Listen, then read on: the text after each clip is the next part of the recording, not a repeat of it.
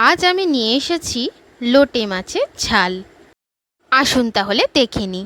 প্রথমে আমি লোটে মাছে 1 চামচ নুন, 1 চামচ হলুদ গুঁড়ো দিয়ে খুব ভালো করে মেখে নেব।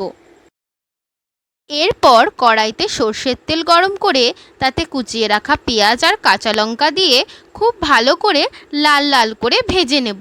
পেঁয়াজের রঙটা একটু চেঞ্জ হয়ে এলে দিয়ে দেব কাঁচা লঙ্কা, এরপর দিয়ে দেব আদা রসুন বাটার পেস্ট।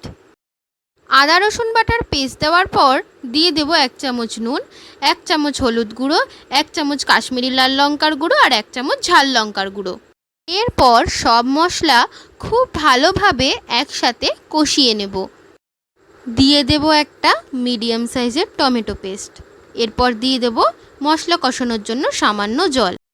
এইবার আমাদের মেন ইনগ্রিডিয়েন্টস আগে থেকে নুন হলুদ মেখে রাখা লোটে মাছ দিয়ে সব মশলার সাথে আরেকবার ভালো করে কষিয়ে নেব। তারপর যতক্ষণ না লোটে মাছ থেকে জল ছেড়ে আসছে ঠিক ততক্ষণ গ্যাসের হাই ফ্লেম করে লোটে মাছ কিন্তু কষিয়ে যেতে হবে। আমরা যতক্ষণ কষাবো ততক্ষণই কিন্তু জল ছাড়বে।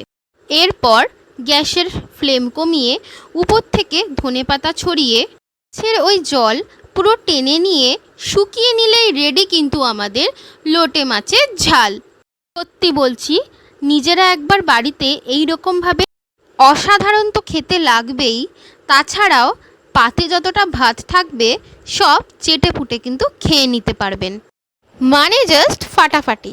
আর আজকের আমার এই ভিডিওটা ভালো লাগলে অবশ্যই আমার চ্যানেলকে সাবস্ক্রাইব করে দেবেন, লাইক কমেন্ট শেয়ার করতে কিন্তু ভুলবেন না। দেখা হচ্ছে পরের ভিডিওতে, টাটা।